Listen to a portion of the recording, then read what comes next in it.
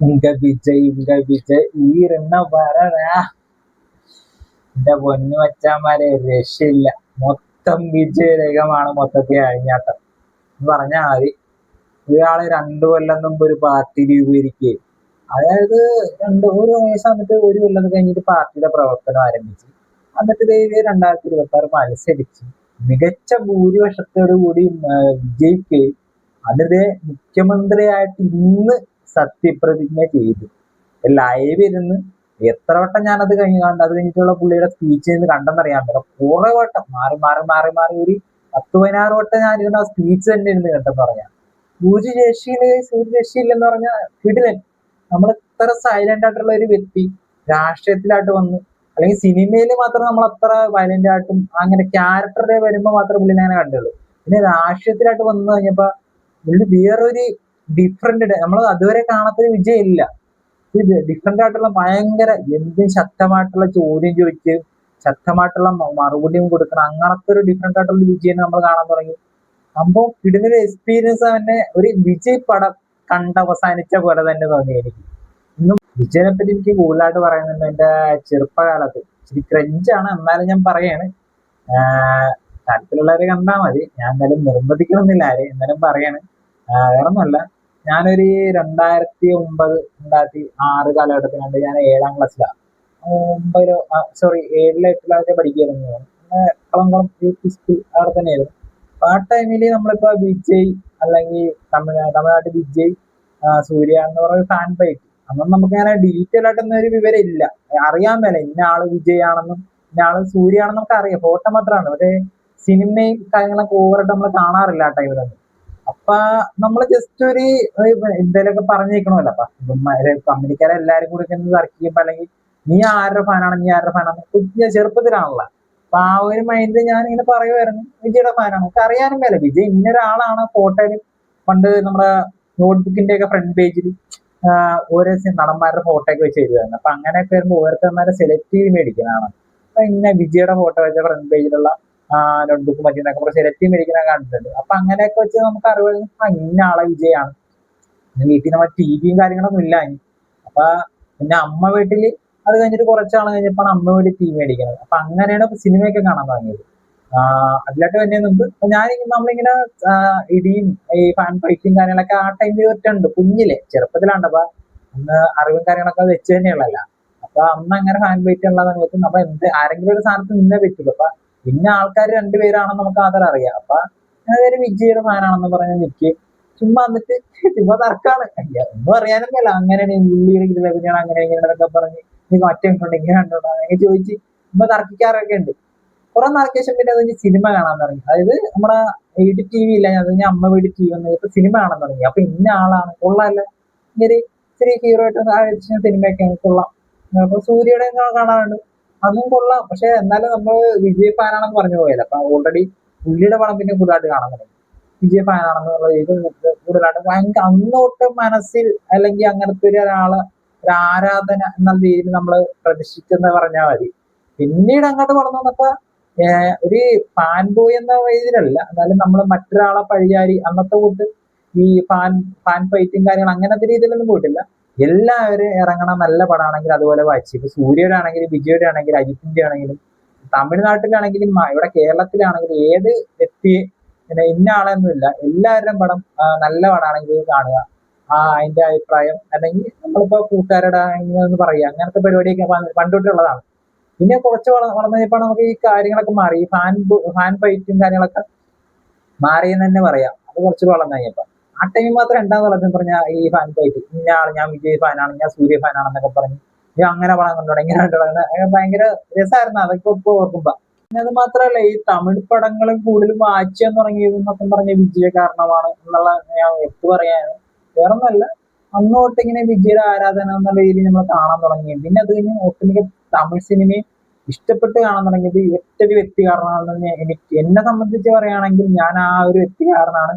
Tamil cinema അല്ലെങ്കിൽ തമിഴ് കേട്ടാൽ നമുക്ക് മനസ്സിലാവുന്ന വിധത്തിൽ മലയാളികൾക്ക് പരിചിതം ഉണ്ടാക്കിയ ഒരു ക്യാരക്ടർ അല്ലെങ്കിൽ ഒരു വ്യക്തി, ഒരു തമിഴ് നടൻ എന്ന് പറയുകയാണെങ്കിൽ വിജയ് ഉള്ളത്. ഞാൻ നോക്കിയിട്ട് ഒട്ടുമിക്ക പേരുടെ അഭിപ്രായം ഇത് തന്നെയാണെന്ന് എനിക്ക് തോന്നുന്നത്. സത്യം പറഞ്ഞാ ഞാൻ വിചാരിച്ചിട്ടുണ്ട് ഈ അടുത്ത കാലത്ത്, അല്ലെങ്കിൽ ഈ നമ്മള് ഒട്ടുമിക്ക സിനിമയും വിജയുടെ എടുത്തു നോക്കി കഴിഞ്ഞാൽ ഒരു ഫാൻ ബോയ്ക്ക് പറ്റിയ, അല്ലെങ്കിൽ നമ്മൾ ആരാധകർക്ക് പറ്റിയ, അല്ലെങ്കിൽ ഒരു രക്ഷകൻ ടൈപ്പ് മൂവിയാണ്. അപ്പൊ എല്ലാരും പറയാറുണ്ട് ഈ വിജയ്ക്ക് രക്ഷകൻ സിനിമ മാത്രമേ അഭിനയിക്കാൻ അറിയാവുള്ളൂ, എനിക്ക് ആ വിട്ട് ആ സ്റ്റാർഡം വിട്ട് പോകാൻ പറ്റിയല്ല, അങ്ങനെയൊക്കെ പോണ സംസാരവും വിഷയവും അങ്ങനെയൊക്കെ തർക്കം കാര്യങ്ങളൊക്കെ ഉണ്ടാകാറുണ്ട്. അപ്പൊ നമുക്കൊന്നും സംസാരിക്കാൻ പറ്റില്ല. പുള്ളി ക്യാരക്ടർ റോളും കാര്യങ്ങളൊന്നും വേറെ അങ്ങനെ ചെയ്ത് കണ്ടിട്ടില്ല. മാസ് ഒരു ആക്ഷൻ പടമാണ് കൂടുതലും പുള്ളിയുടെ കാറ്റഗറി. അല്ലെങ്കിൽ ഇത്തരം സിനിമ 10 69 സിനിമയോളം 70 സിനിമയോളം ചെയ്തിട്ട് 69 സിനിമയോളം ചെയ്തിട്ടുണ്ട് പുള്ളി. ചെയ്ത് വെച്ച എല്ലാ സിനിമയും മാസ് ആക്ഷൻ മൂവി അങ്ങനത്തെ ടൈപ്പാണ്. അപ്പൊ ഞാൻ വിചാരിച്ചിട്ടുണ്ട് എന്തുകൊണ്ട് ഇങ്ങനെ ഒരു ക്യാരക്ടർ റോള് ചെയ്തുകൂടാ, നമ്മളെപ്പോഴും വിചാരിക്കാറുണ്ട്. പക്ഷെ എന്തുകൊണ്ടപ്പോ ആ ഒരു ഇത് എന്താണ് ഫാൻ ബോയ് അല്ലെങ്കിൽ ഒരു ആ സ്റ്റാർട്ടപ്പ് നിലനിൽക്കാൻ വേണ്ടിയിട്ടായിരിക്കും നമ്മൾ മൈൻഡ് ചെയ്യിക്കുന്നത്. പക്ഷെ അതല്ല കാര്യം, എന്ന് ഇപ്പോഴാണ് മനസ്സിലായത്. ഇങ്ങനെ ഒരു കാര്യം എയിം പുള്ളിയുടെ മനസ്സിൽ അന്ന് തൊട്ടേ ഉണ്ടായ കൊണ്ടായിരിക്കാം എന്ന് ഞാനിപ്പോ ആലോചിക്കുന്നത്. വേറെ ഒന്നല്ല, ഇങ്ങനെ ഒരു സംഭവം ഉള്ളതുകൊണ്ട്, അല്ലെങ്കിൽ ആ ഒരു മാസ് ആക്ഷൻ ഹീറോ എന്നുള്ള പദവി എല്ലാരും ആ മൈൻഡിൽ ഉണ്ടാകണം. അല്ലെങ്കിൽ അത് വെച്ച് കുറച്ച് നമുക്ക് ഇങ്ങനെ കുറെ സാധിക്കാൻ പറ്റും എന്നുള്ള മൈൻഡ് സെറ്റോടെ പോയി നടന്നൊരു വ്യക്തി ആയതുകൊണ്ടായിരിക്കും ചിലപ്പോ ഇപ്പൊ ഒരു CM എന്ന ലെവല് വരെ എത്തിയെന്ന് എനിക്ക് തോന്നുന്നു. അല്ല അത് ആ സ്റ്റാർഡം കളയാണ്ട് ഒരു പടം പോലും പുള്ളി ചെയ്തിട്ടില്ല ഇന്നത്തെ കാര്യം. മാസ് ആക്ഷൻ ഹീറോ എന്നുള്ള ഒരു രക്ഷകൻ ടൈപ്പ് എല്ലാരും പറഞ്ഞ് കളിയാക്കാറുള്ളതാണ്. ഞങ്ങൾ കുറെ കേട്ടിട്ടുള്ള, ഞാനൊരു വിജയ ആരാധകൻ എന്ന നിലയിൽ ഞാൻ ഉൾപ്പെടെ ഉള്ളവരെല്ലാരും തന്നെ കേട്ടിട്ടുള്ളതാണ്. ഒരു രക്ഷകൻ ടൈപ്പ് പടം എല്ലാം ചെയ്യാറ്, രക്ഷകൻ റോളൊക്കെ ചെയ്യാനാണെന്നൊക്കെ ഒട്ടുമിക്ക പേരും ഉണ്ട്. പക്ഷെ അവരൊക്കെ വേറെ റോളും ചെയ്തിട്ടുണ്ടല്ലോ എന്നാണ് അവന്മാർ എടുത്തു പറഞ്ഞ ഒരു കാര്യം. നേരാണ്, ചെയ്തിട്ടില്ല.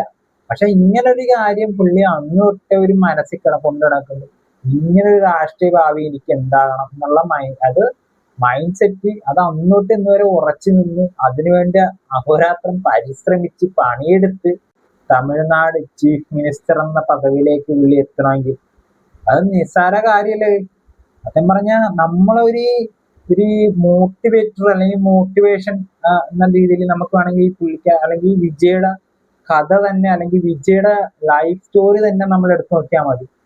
എന്തെങ്കിലും ഒരു കാര്യം നേടണം എന്ന് ആഗ്രഹിച്ചിട്ടുണ്ടോ, അതിനു വേണ്ടി ഏതൊക്കെ തരത്തിലുള്ള കാര്യങ്ങൾ വേണം സഞ്ചരിച്ച്, ഏതൊക്കെ തരത്തിലുള്ള കാര്യങ്ങൾ ചെയ്ത് അതിനുവേണ്ടി പണിയെടുത്ത് കൊണ്ടിരുന്നാ മതി. അങ്ങനെ അത്രത്തോളം കഷ്ടപ്പെട്ട് പണിയെടുത്തിട്ടുണ്ടെങ്കിൽ നമുക്ക് ഇതിന്റെ റിസൾട്ട് കിട്ടും എന്നുള്ള ഒരൊറ്റ ഒരു കാര്യമാണ് വിജയ് എടുത്ത് ചൂണ്ടിക്കാണിക്കണം എന്ന് പറഞ്ഞാൽ പുള്ളിയുടെ ലൈഫ് വെച്ച്. അത് എനിക്ക് എടുത്തു പറയേണ്ട ഒരു കാര്യമാണ്. അത് ഞാനത് മനസ്സിലാക്കിയപ്പോ ഞാൻ ഇങ്ങനെ ആലോചിച്ചു പുള്ളിക്കാരനെ പറ്റി, ഇങ്ങനെയൊക്കെ കാര്യങ്ങളൊക്കെ അല്ലേ നമ്മൾ നടന്നത്, ഇങ്ങനെ സിനിമ അഭിനയം മാത്രമായിട്ട് പോയാൽ പോരെ എന്നൊക്കെ ആലോചിച്ചു ഞാൻ ഇങ്ങനെ. അപ്പൊ എനിക്ക് തോന്നിയൊരു തോട്ടാണ്. പക്ഷെ പുള്ളി അതിനു വേണ്ടി തന്നെ ആണ് തോന്നുന്നു ആ സ്റ്റാർഡം കളയാണ്ട് ഇവരുടെ മുമ്പാട്ട് പോയി. ഞാനിങ്ങനെ കുറെ ആയിക്കഴിഞ്ഞിട്ട്, അല്ലെങ്കിൽ ഇതുപോലെ ഫാൻ ബോയാന്ന് പറഞ്ഞ് കുറെ നാളെ കഴിഞ്ഞിട്ട് ഞാനും വിചാരിച്ചാണ് ഒരു കുറച്ചായി കഴിഞ്ഞ് അത്യാവശ്യം വിവരം കാര്യങ്ങളൊക്കെ വെച്ചിട്ട് നമ്മൾ വിചാരിച്ചു എന്തിനും ഇങ്ങനെ ആരാധിക്കണം. നോക്കുമ്പോ അധികം നല്ല മറ്റ് നടന്മാരെ വെച്ച് നോക്കുമ്പോ നല്ല ഇതിലെ അഭിനയമൊന്നുമില്ല, എന്നാലും ഉണ്ടെന്നല്ല ഒരു മാസ് ആക്ഷൻ ഹീറോ ആ ഒരു ക്യാരക്ടർ പുള്ളിയാണ്. എന്തിനും ഇങ്ങനെ അതിന് മാത്രം ആരാധിക്കണം എന്നുള്ള രീതിയിൽ ഞാൻ ഒരു സമയത്ത് ഒരു സമയത്ത് എനിക്ക് അങ്ങനെ തോന്നിയായിരുന്നു. പിന്നെ അത് കഴിഞ്ഞപ്പോ എനിക്ക് മനസ്സിലായത് പുള്ളി ഒരു നടനെന്നതിനുപരി ഒരു മികച്ച ഒരു മോട്ടിവേഷൻ സ്പീക്കറാണ്. ആ ഒരു തലത്തിന് പുള്ളിനെ വെച്ച് ഞാനത് നോക്കാൻ തുടങ്ങി. അങ്ങനെ ആ ഒരു തലത്തിന് വിലയിരുത്താൻ തുടങ്ങി കഴിഞ്ഞപ്പോ എനിക്ക് ഭയങ്കരമായിട്ട് ഇഷ്ടപ്പെടുകയും ഒന്നുകൂടി പുള്ളിയുടെ ആരാധന തോന്നിയെന്നില്ല. വേറെ ഒന്നല്ല, ഒറ്റ ഉദാഹരണം പറയാം. ഞാനിപ്പോ ഭയങ്കര ഒരു ദിവസം ഇതുപോലെ സിറ്റുവേഷനിൽ ഈ ഒരു സിറ്റുവേഷൻ എനിക്ക് സംഭവിച്ചാണ്. വേറെ ഒന്നല്ല, കേക്ക് വെച്ചിട്ട് ക്രൈഞ്ചായിട്ട് തോന്നുന്നു, പക്ഷെ ഉള്ള കാര്യം ഉള്ള പോലെ പറയാണ്. പക്ഷെ അന്ന് എനിക്ക് ശരിക്കും സങ്കടം വന്ന് ശരിക്കും ഡൗൺ ആയിരിക്കുന്ന സിറ്റുവേഷൻ. അത് പുള്ളിക്കാരൻ നേരിട്ട് വന്ന് എന്നോട് അതില് അങ്ങനെയാണ് ഇങ്ങനെയാണ് സമാധാനപ്പെടുക അങ്ങനെ പറഞ്ഞെന്നല്ല പറയണത്. പക്ഷെ ഞാൻ ശരിക്കും ഡൗൺ ആയിരിക്കുന്ന സിറ്റുവേഷൻ, എനിക്കൊരാള് ഒന്ന് എന്തെങ്കിലുമൊക്കെ ഒന്ന് പറഞ്ഞു ഉണ്ടായിരുന്നെങ്കിൽ, എന്റെ സപ്പോർട്ടായിട്ട് അന്ന് ഉണ്ടായിരുന്നെങ്കിൽ ഒരു സിറ്റുവേഷൻ, ഞാനൊന്നുമില്ല, ജസ്റ്റ് ഒന്ന് ഫോൺ എടുത്ത് സ്ക്രോൾ ചെയ്ത് ഞാൻ നോക്കിയ സമയത്ത് ആ ടൈമിന് എനിക്ക് ആ സിറ്റുവേഷന് മാച്ചായിട്ട് പുള്ളിയുടെ ഒരു മോട്ടിവേഷൻ സ്പീച്ച് എനിക്ക് കിട്ടി. അത് എനിക്ക് ഭയങ്കര ആ സിറ്റുവേഷൻ എനിക്ക് ഹാൻഡിൽ ചെയ്യാനായിട്ട് നല്ലപോലെ ഉപകാരപ്പെട്ടെന്ന് തന്നെ പറഞ്ഞാൽ മതി. കേൾക്കണാർക്ക് നല്ലപോലെ ക്രഞ്ചായിട്ട് തോന്നും, പക്ഷെ എന്നാലും ഞാൻ ഉള്ള പോലെ തന്നെ പറയാണ്. ആ സിറ്റുവേഷനിൽ പുള്ളിക്കാരൻ ആ ഒരൊറ്റ സ്പീച്ച് എനിക്ക് നല്ലപോലെ വർക്ക് അല്ലെങ്കിൽ നല്ലപോലെ ആ സിറ്റുവേഷൻ മറികടക്കാൻ എനിക്ക് ഉപകാരപ്പെട്ടു എന്ന് പറഞ്ഞാൽ മതി. അതുപോലെ കുറെ കാര്യങ്ങളുണ്ടായി. എനിക്ക് കണ്ടിന്യൂസ് ആയിട്ട് ഇങ്ങനെ വിജയുടെയും റീൽസും കാര്യങ്ങളൊക്കെ കണ്ടോണ്ടിരിക്കുന്ന വ്യക്തിയായോണ്ടായിരിക്കും വന്നത്. പക്ഷെ എന്നാലും കുഴപ്പമില്ല. പക്ഷെ ഞാൻ എന്ന് എടുത്തു പറയണത് വേറൊന്നും കാര്യമല്ല. എനിക്ക് ആ സിറ്റുവേഷൻ എനിക്ക് ഭയങ്കര യൂസ്ഫുൾ ആയെന്ന് പറഞ്ഞാൽ മതി ആ സ്പീച്ച്. അന്നോട്ട് ഇനി പുള്ളിയുടെ കട്ട ആരാധന എന്ന് പറഞ്ഞാൽ മതി. എന്നുവെച്ചാൽ മറ്റ് നടന്മാരെയും നടിമാരെയും അല്ലെങ്കിൽ മറ്റ് ആക്ട്രസുമാരെയൊന്നും നമ്മൾ തള്ളിക്കളഞ്ഞിട്ടില്ല. അല്ല അന്ന് ആ ചെറുപ്പകാലത്ത് ഉണ്ടായ സംസാരം അല്ലാണ്ട് പിന്നീട് നമ്മൾ അങ്ങോട്ട് നല്ലപോലെ റോളും കാര്യങ്ങളൊക്കെ ചെയ്തവരെ അംഗീകരിക്കുക. നമ്മൾ പ്രശംസിച്ച് പറയും ഇന്ന പടം അടിപൊളിയായിരുന്നു അങ്ങേരുന്നു, അല്ലെങ്കിൽ സൂര്യയുടെ പടം അടിപൊളിയായിരുന്നു, ശിവാർത്തേന്റെ പടം അടിപൊളിയായിരുന്നു, വിക്രത്തിന്റെ അടിപൊളിയായിരുന്നു, അങ്ങനെയൊക്കെ എടുത്ത് ചൂണ്ടിക്കാണിച്ച് പറയാൻ പിന്നീട് അങ്ങോട്ട് സിനിമ മൊത്തത്തിൽ ഇഷ്ടപ്പെടാൻ തുടങ്ങിയപ്പോ അല്ല സിനിമ എന്താണെന്നും അതിനോട് കൂടുതൽ താല്പര്യം തുടങ്ങിയപ്പോഴും എനിക്ക് നല്ലപോലെ ഓരോരുത്തരുടെയും ക്യാരക്ടർ റോളും കാര്യങ്ങളൊക്കെ സെർച്ച് ചെയ്ത് കാണാൻ തുടങ്ങി. അങ്ങനെയൊക്കെ വന്ന ഒരാളാണ് ഞാൻ. അതൊക്കെ കൊണ്ടാണ് കൂടുതലും പുള്ളിക്കാരൻ ഈ വിജയ് എന്ന വ്യക്തിനെ പുള്ളിയോട് ഇഷ്ടപ്പെടാൻ കാരണം. അല്ലാണ്ട് ഒരു സിനിമാ നടൻ എന്ന ഉപരി എനിക്ക് കൂടുതലും എന്നെ സംബന്ധിച്ച് പുള്ളിക്കാരനോട് ആരാധന കൂടുതൽ ഇഷ്ടപ്പെടാൻ, പുള്ളിക്കാരൻ അത്ര ഇഷ്ടപ്പെടാൻ ഒരു സിനിമ റിലീസാകേണ്ട തലേദിവസം എനിക്ക് ഉറക്കം ഉണ്ടായല്ല. ആ ഒരു എക്സ്പീരിയൻസ് ആണ് എനിക്ക് മിക്ക പടവും, അതായത് അദ്ദേഹത്തിന്റെ ഒരു പടം ഇറങ്ങുമ്പോൾ തലേദിവസം എനിക്ക് ഒട്ടുമിക്ക സിനിമയുടെ തലേദിവസം ഫാൻഷോ ടിക്കറ്റിന് നേരത്തെ തെറ്റിയിട്ടുണ്ടാവും, അത് പോയിരിക്കും. പക്ഷെ അന്ന് തലേദിവസം എനിക്ക് ഉറക്കമുണ്ടായില്ല. എന്തായിരിക്കും അവസ്ഥ, എന്തായിരിക്കും മറ്റുള്ളവരുടെ മറുപടി, എന്തായിരിക്കും പടം കണ്ടുകഴിഞ്ഞ അഭിപ്രായം, എന്തായിരിക്കും മോശം അഭിപ്രായം വരുവോ, നെഗറ്റീവ് വരണ്ടേ, പ്രാർത്ഥനയോടെ കിടക്കുക. ആ ഒരു മൈൻഡാണ് എനിക്ക്. അത് അത്രക്ക് കട്ട ഫാനായതുകൊണ്ടാണ്. പിന്നെ പറയാനുള്ളതെന്ന് വെച്ചാൽ ഇനി സിനിമ ഇനി അദ്ദേഹത്തിന്റെ സിനിമയിൽ ഇറങ്ങാൻ ഒരു കാലങ്ങൾ കഴിക്കേണ്ടി വരും. കാരണം ഞാൻ ഈ ഒരു 5 കൊല്ലത്തോളം ഇനി സിനിമ നോക്കണ്ടെന്നാണ് ഞാൻ എനിക്ക് തോന്നുന്നത്. ഒരു ലോങ് ബ്രേക്കിന് എടുക്കാൻ പോവാണ്. അതെ, ഇനി ഇറങ്ങാൻ പോകുന്ന ജനനായകൻ അതൊരു ഒന്നൊന്നര റിലീസായിരിക്കും എന്ന് പ്രതീക്ഷിക്കാട്ടോ. ഒരു രക്ഷയില്ല. CM ആ ടൈറ്റിൽ കാർഡ് കാണാനായിരിക്കും ഇനി. ടൈറ്റിൽ കാർഡ് കാണാൻ മാത്രമായിട്ട് തന്നെ സിനിമ, അല്ലെങ്കിൽ സിനിമ എന്താണെന്ന് മനസ്സിലാക്കിയിട്ടുള്ളവരുണ്ടാവും ഒത്തിരി പേര്. പക്ഷെ ഇപ്പൊ തന്നെ ആ ലീക്ക്ഡ് ഒരുപാട് പ്രിന്റ് ലീക്കൊക്കെ വന്നിട്ടുണ്ട്. അങ്ങനെ കുറെ പേര് ഒട്ടുമിക്ക പേരും കണ്ടിട്ടൊക്കെ ഉണ്ട്. പക്ഷെ ഇനി വരാൻ പോകുന്ന title card CM Joseph Vijay Chandrasekhar എന്ന ടൈറ്റിൽ കാർഡ് അവിടെ ഇറക്കുന്ന ഇന്ത്യൻ സിനിമാ ചരിത്രത്തിൽ തന്നെ ഫസ്റ്റ് മൂവി ജനനായകനായിരിക്കും. ഇന്ത്യൻ സിനിമ ചരിത്രത്തിൽ പോലും കാണിയല്ല ഒരു വ്യക്തി CM ആയി കഴിഞ്ഞ് അദ്ദേഹത്തിന്റെ ഒരു സിനിമ ഇറങ്ങുമ്പോൾ ടൈറ്റിൽ കാർഡ് അങ്ങനെ കാണിക്കുന്നത്. അത് വിജയുടെ പേരിൽ തന്നെ ആയിരിക്കും ഫസ്റ്റ് കാണിക്കുന്നത്. ഫസ്റ്റ് തന്നെ റെക്കോർഡ് അദ്ദേഹത്തിന്റെ പേരിൽ തന്നെ. അത് കാണാനുള്ള ഒരു ആകാംക്ഷയോടെ തന്നെ ഇരിക്കുകയാണ്. പടം എന്നാ റിലീസ് അടുത്ത് തന്നെ കൺഫേം ആകും. CM ആയല്ല, ഇനി എന്നാ നോക്കാനാ, അടുത്ത് തന്നെ റിലീസ് ആകുമെന്ന് പ്രതീക്ഷിക്കുന്നു. അപ്പൊ കൺഗ്രാജുലേഷൻ ആണ് ജോസഫ് വിജയ് ചന്ദ്രശേഖർ.